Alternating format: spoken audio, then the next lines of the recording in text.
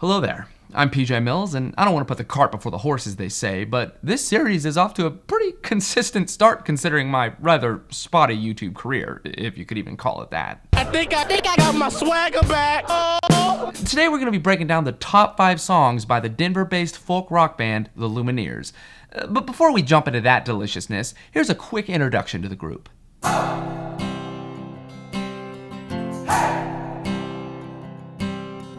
This is the Lumineers.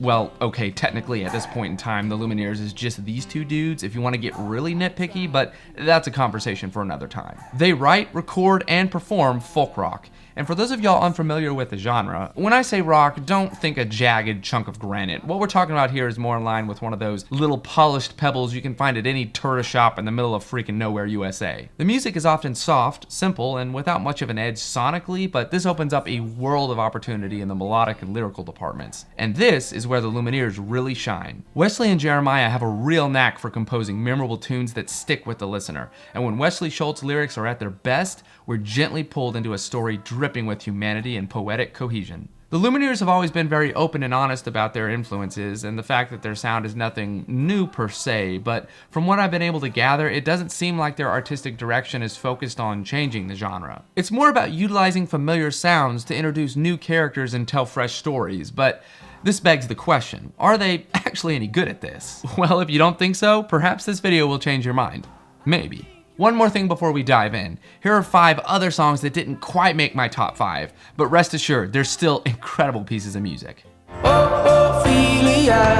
Yeah, this song is insanely catchy, and the melody is an absolute blast. He needed money and he needed it quick. It was 3 a.m. While Jimmy Sparks might sound like the name of a character from a 60s children's cartoon, rest assured, this song is brutal to the very end. Yeah, the melody on this thing is just fantastic. She'll tear a hole in you. A solid jam that also happens to be super popular. You can always find me where the skies are blue. And another solid jam that very few people really seem to appreciate or even know exists. Beautiful. That was remarkably special. Let's go ahead and dive in. Oh yeah, and these are in no particular order whatsoever, and you should also know that this information was not collected from an internet poll or any kind of scientific study. It's entirely my opinion. So just know that. Pack yourself a toothbrush, dear. Pack yourself a favorite blouse.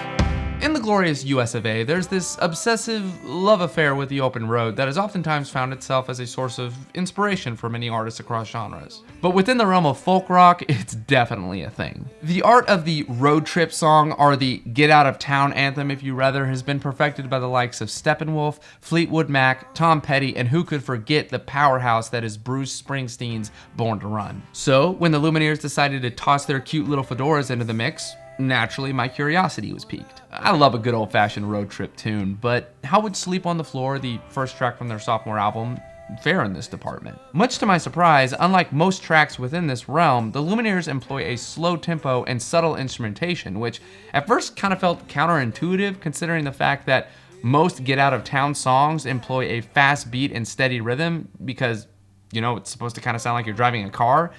But that's when I realized something. This song focuses on a very specific part of the process, the period of time before your foot even hits the gas pedal. The expectation of what's ahead as opposed to the actual journey itself. This isn't a brand new concept from a lyrical perspective, but the idea of tying the production work and song structure in with the subject matter helped create this clear and concise vision. And honestly, it takes me back to those mornings when my mom and dad would come into my brother and I's room and wake us up before we all left on vacation. It's pretty powerful stuff. Sleep on the Floor is creative, well-produced, catchy, and inspiring. What more could you ask for? On my way, here it comes, the big parade. If I were to say that folk music has changed a lot over the years, I'm sure a good chunk of my viewers might think that's kind of a stupid observation, considering the fact that the sound hasn't changed that drastically. When I say that things have changed, what I'm talking about is how a lot of mainstream folk artists approach songwriting. Instead of exploring ideas by placing the listener in a unique setting and describing all the characters and details that make that specific scene or world tick and letting the listener decide what they feel about everything. More often than not, at least from my perspective, modern folk artists tend to lightly dance around a concept and focus on their own feelings and emotions, which isn't a huge difference, I guess, but considering how quintessential the original style of folk was in the 50s, 60s, and even 70s, it's just kind of surprising, because while the difference is subtle, when you look at them both side by side, a lot of classic folk is a lot more dense. There isn't nearly as much complex storytelling anymore, and don't get me wrong, there's a lot of new and modern folk music that I really enjoy, even the popular stuff, but it's just different. The Big Parade, though, feels like a journey into the past, not only from a lyrical and storytelling perspective, but the song structure and melody feels reminiscent of a lot of Bob Dylan's early material, and even occasionally one of his biggest influences, Woody Guthrie. The Lumineers take us on a musical tour of what appears to be a Cold War era United States as they introduce us to various characters and their unique struggles. I love the way this track plays out. After we meet one character and get to see the world through their eyes for a brief moment, we jump to someone completely different, hear their story, and so on and so forth. It's simple yet incredibly effective, and I love the old-fashioned approach to the track because it has so much charm to it. Like the salt in the sea. Okay, so I wouldn't say that every song the Lumineers plays is a happy song, but they do have a tendency to produce music that has a certain tone. Lyrically, they've definitely dealt with some pretty heavy material in the past, but Salt in the Sea is one of the few songs by the group that is straight up dark and dreary to its very core. Here's the interesting part though. This song was originally written and recorded for M. Night Shyamalan's 2019 film Glass, but it was cut at the last minute because they couldn't find a good spot for it within the film.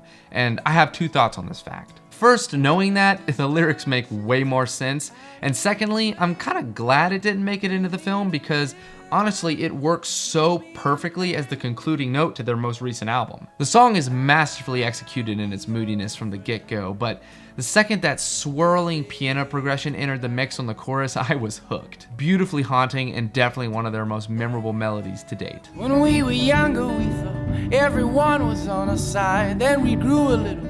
I know I was kind of hinting at this earlier, but folk is most of the time a very simple genre, and before you freak out and give this video a big fat thumbs down, that's not a dig or negative statement at all. These parameters often bring about some of the best music ever recorded. Just because something is straightforward or simple doesn't in any way mean that it's bad. How about a fantastic example of this fact? The first song from their debut album, Flowers in Your Hair. Clocking in at just shy of 2 minutes, this is not a long or complex song by any means, but the melody is filled with optimism while the lyrics reflect on the profound power of love. It's sweet, sincere, and I love how there's a subtle shift or maturing in the lyrics as the song progresses. Also the lyric, "It's a long road to wisdom, but a short one to being ignored."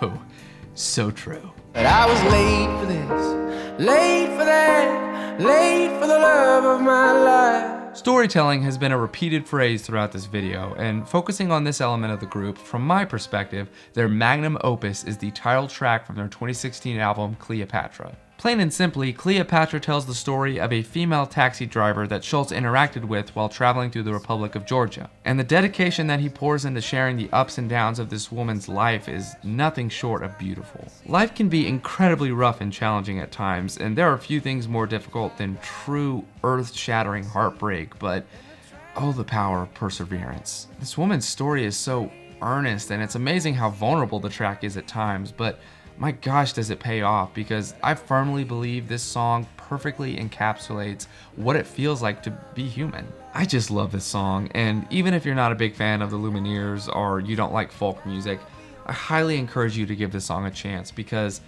it is not only musically beautiful, but the lyrics are just fantastic and nothing short of poetry, so give it a listen. Okay, apparently I don't know how to drink, but that's the end of the video, and I hope you enjoyed it. Be sure to like, comment, subscribe. Let me know what your favorite Lumineers songs are, and more content coming soon. Thank you.